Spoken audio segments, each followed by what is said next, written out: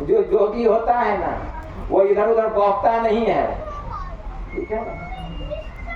वो एक जगह बैठ करके, बैठे ने रास्ता काटा, चलते ने बाट न पाई, है कुछ रहनी गहनी के बाता, अब बैठा बैठा रहे चला पुनि जाता। मैत्रेय उपनिषद में मैत्रेय ऋषि कह रहे हैं, मैत्रेय ऋषि क्या कह रहे हैं, एक मेवादित्यम यद गुरुर्वाक्य निश्चितम एतदे कांतमित युक्तम न मठो न वनांतरम। कि वह परमात्मा एक है, वह अद्वितीय है। ऐसा गुरु के महावाक्य पर जिसको विश्वास हो गया, उसे एक पवित्र स्थान पर आसन लगा करके उस प्रभु को पाने के लिए अपने भीतर में ध्यान लगाना चाहिए। उसे मठ में और वन में जाने की कोई आवश्यकता नहीं। मैत्रेय ऋषि ने कहा कोई जरूरत नहीं, सतगुरु भेटे तो सहसा छूटे, धावतो वर्जी रहाइए। पहले हम भी दौड़ रहे थे चारों तरफ संसार में, लेकिन जब सदगुरु हमको मिल गए, ये तो दौड़ना ही बंद करवा दिए। कहाँ दौड़ रहे हो, कहाँ भटक रहे हो, सब भ्रम समाप्त हो गया। अरे नीझर झरे सहज धूल लागे घर ही परचा पाइए। तुम्हारे शरीर रूपी घर के भीतर में, घर के भीतर में है परमात्मा का ब्रह्म ज्योति और ब्रह्मनाद रूपी अमृत का वर्षा हो रहा है। कहीं एक पवित्र स्थान पर आसन लगाओ और वहां ध्यान लगाओ, ध्यान लगाओ, उस अमृत का पान करो। कहीं भटकने की कोई जरूरत नहीं है, कहीं जाने की जरूरत नहीं, घर ही परचा पाएगी। तब भक्ति करते करते, ध्यान करते करते इसी शरीर के घर के भीतर में परचा मतलब ज्ञान की प्राप्ति हो जाती है। तो ज्ञान बाहर में नहीं होता है। बाहर में कितना दौड़े, हाथ दर्द करेगा, पांव दर्द करेगा, शरीर भी दे, हाथ भी दर्द करेगा, लेकिन भक्ति नहीं होगा। साधना में आगे नहीं बढ़ पाएंगे। इसके लिए तो अपने भीतर ही भीतर चलना पड़ेगा, इसकी जुक्ति जान करके वहां ध्यान लगाना पड़ेगा।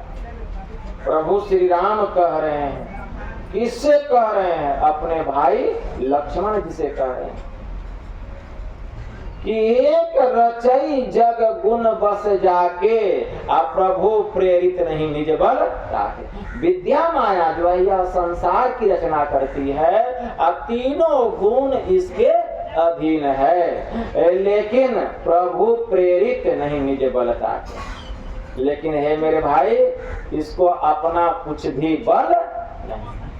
विद्या माया संसार की रचना करती है, तीनों गुण इसके अधीन है, लेकिन इसको अपना कुछ भी बल नहीं, कुछ भी बल नहीं है। यह जो भी करती है प्रभु की प्रेरणा से करती है, परमात्मा से शक्ति प्राप्त करके करती है। विद्या माया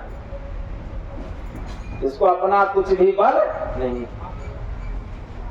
ये जो भी कुछ करती है प्रभु की प्रेरणा से करती है। तो विद्या माया जो है यह जीव को सुख की ओर लेके जाता है, परमार्थ की ओर लेके जाता है, ऐसे समझिए। विद्या माया इस जीव को परमार्थ की ओर लेके जाता है, और अविद्या माया इस जीव को संसार रूपी कुएं में, दुख रूपी कुएं में डुबा करके, बस यही समझिए। अविद्या माया जो है इस जीव को संसार में फंसा करके रखता है, माया में फंसा करके रखता है। कौन? अविद्या माया। और विद्या माया इस जीव को परमार्थ की ओर, परमात्मा की ओर लेकर के जाता है, सुख की ओर लेके जाता है। जैसे हम अंधकार से प्रकाश मंडल में जाएंगे, हम विद्या माया में प्रवेश कर गए। अब विद्या माया में जो प्रवेश करेंगे तो विद्या माया हमको किधर लेके जाएगी?